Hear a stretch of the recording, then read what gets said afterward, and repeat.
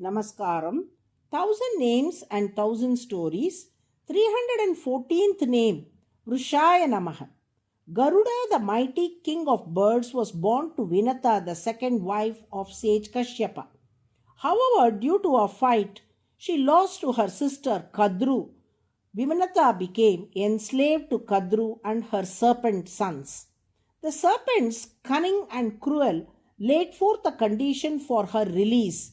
They demanded that Garuda should fetch the divine nectar, the Amrita, from the celestial realms.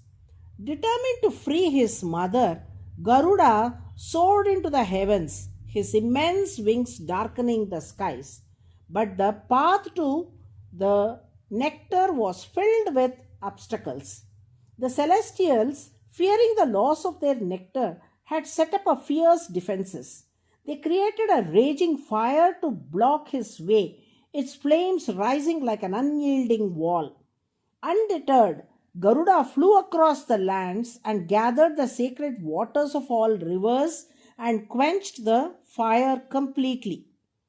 Beyond the flames, a whirling geared wheel with razor sharp edges spun furiously, guarding the nectar. Garuda, with his unparalleled intellect, contracted his vast form to a size of a tiny bird and skillfully maneuvered through the gaps, slipping past the deadly wheel unscathed. Then, as he seized the nectar, he expanded to an enormous size, breaking the celestial mechanism with his sheer power.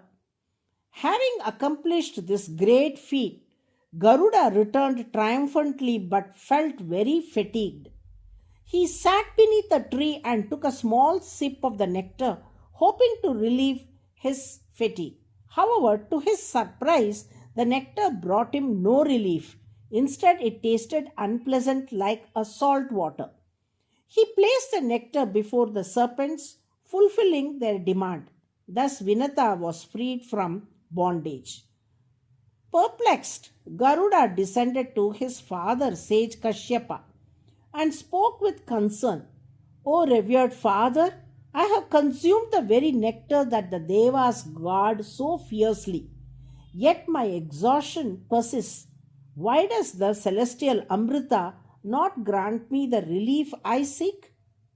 Kashyapa, wise and all knowing, smiled gently and said, my son, the Amrita of the celestial world grants immortality, but it cannot soothe the fatigue born of divine service and dharmic duty. There exists only one nectar that can truly regenerate you, the nectar of Ara Amudan, the Lord Sarangapani of Kumbakonam. His divine grace alone can dispel your weariness, for he is the ocean of compassion, resting eternally as the embodiment of blissful repose. Seek him, and you shall find true relief. Hearing this, Garuda's heart stirred with devotion. He understood that true refreshment lay not in the mere celestial sustenance, but in divine grace. With renewed purpose, he set his course towards Kumbhakonam, eager to surrender at the lotus feet of Sri Sarangapani Perumal, the Lord whose very presence is Amrita beyond compare. Garuda was finally freed from his fatigue upon beholding the divine form of the Lord. Even today in the Sri Sarangapani temple, he can be seen seated before the Lord with folded hands, a testament to his eternal devotion. This has been sung as a hymn by Villur Srinidhi Swami. For the souls that are weary and exhausted, he alone is the true nectar. Immersing them in his divine and beautiful nectar, Lord Sarangapani removes their fatigue. In the great cosmic dissolution, when Markandeya was fatigued and distressed, Lord Sarangapani appeared before him as the infant Krishna on the banyan leaf, Vatapatra Sai, with his boundless grace. He bathed Markandeya in the nectar of his compassion, washing away all his exhaustion.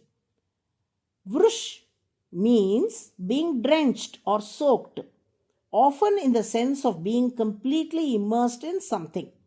Vrusha refers to one who drenches or showers, meaning someone or something that bestows or pours abundantly.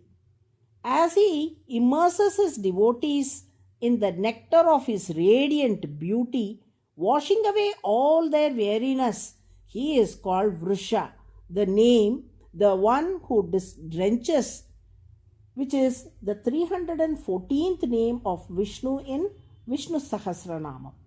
Those who lovingly chant VRUSHAAYA NAMAH every day are bathed in this divine nectar of his beauty, and the Lord removes all their fatigue. Narayana, Narayana.